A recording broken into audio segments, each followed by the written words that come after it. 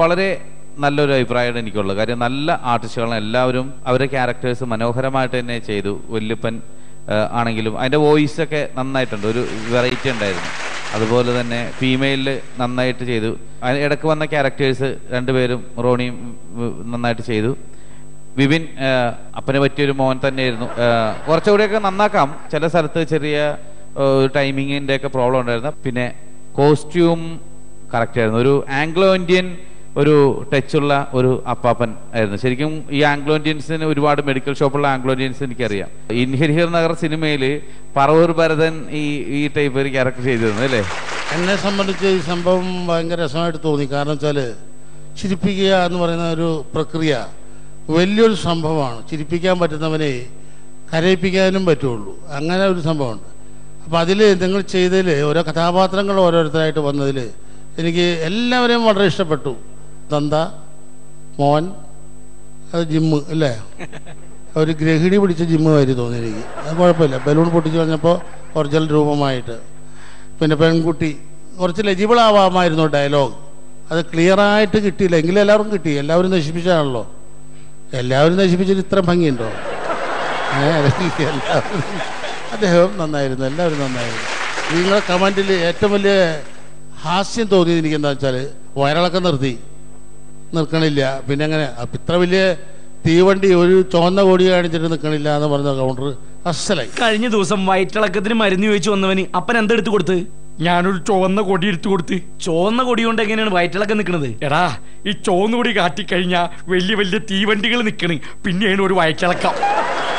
എന്തായാലും ഞങ്ങൾക്ക് വളരെ സന്തോഷമുണ്ട്. കാരണം ഇതേപോലെ ഹാസ്യത്തിൻ്റെ ഒരു വലിയ പ്രതിഭയുടെ മുമ്പിൽ നിന്ന് എന്തായാലും നല്ലൊരു അഭിപ്രായം കേൾക്കാൻ ഞങ്ങൾ ഈ നിമിഷത്തെ ഞങ്ങൾ ദൈവത്തിനോട് നന്ദി പറഞ്ഞു.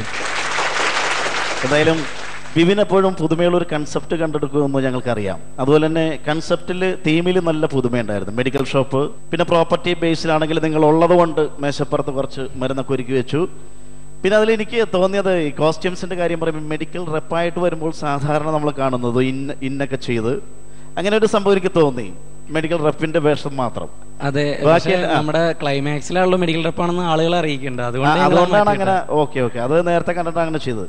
കൗണ്ടർ എനിക്ക് ഏറ്റവും ഇഷ്ടപ്പെട്ടത് മറ്റേ പാമ്പ് കടിച്ച് റീചാർജ് ചെയ്യാനെന്ന് പറയില്ലേ, അത് സത്യം പറയാൻ ചിരിച്ചുപോയി. കഴിഞ്ഞ ദിവസം എൻ്റെ ഒരു വിഷപ്പാമ്പ് കൊത്തി പറിച്ചിട്ട് അങ്ങോട്ട് പോണ കണ്ടിട്ട് നീ ഒന്ന് തിരിഞ്ഞു നോക്കിയാടാ. അത് വിഷപ്പാമ്പ് കൊത്തിയിട്ട് പോയതാണാ? ഞാൻ വിചാരിച്ച് പാമ്പിന്റെ വിഷം തീർന്നപ്പോഴേ അത് റീചാർജ് ചെയ്യാൻ വന്നായിരിക്കും. എന്തായാലും സ്കിറ്റിൽ നല്ല പുതുമയുണ്ടായിരുന്നു. Thank you team of the skit very good. Artist performance good. Coordination good.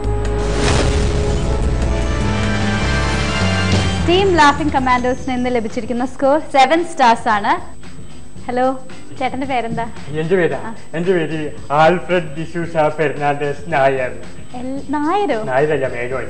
മേനോനോ? Menon എന്നൊക്കെ പള്ളിയിലിട്ടേക്കണ പേരാ. സത്യത്തിൽ എന്റെ പേര് ദാമു.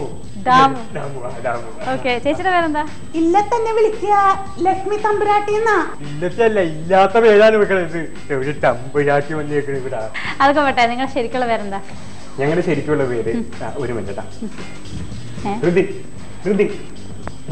അതൊരു വിക്ക് പോലെ. വിക്കല്ല, ഞാനവിടെ എഡിറ്റ് ചെയ്യണ ചേട്ടൻ്റെ അടുത്ത് പറഞ്ഞേ എന്റെ പേര് 3 പ്രാവശ്യം ഇടണം. പറ്റൂല, ഈ മറ്റേ വലിയ വലിയ ആർട്ടിസ്റ്റുകളുടെ പേര് എങ്ങനെയല്ലേ ഉള്ളൂ. അപ്പൊ ഞാനവിടെ പറഞ്ഞു ഞാൻ 3 പ്രാവശ്യം പറയൂന്ന് പറഞ്ഞു. കട്ട് ചെയ്യാൻ പറ്റൂലല്ലോ. ഓക്കെ, അപ്പൊ ചേച്ചിയുടെ പേരെന്താ? ചേച്ചിയാ? അല്ല, ചേട്ടന്റെ. എന്താ? അല്ല, അങ്ങനെ പറഞ്ഞിട്ട് അത് ശരിയാ, ഒന്നിനൊരു കുറവ് വരാൻ പാടില്ല. ഓക്കെ, അപ്പൊ നിങ്ങളുടെ വീട്ടിലാരൊക്കെ ഉണ്ട്? ചേട്ടന്റെ വീട്ടില്? അച്ഛൻ, അമ്മ, ചേട്ടൻ.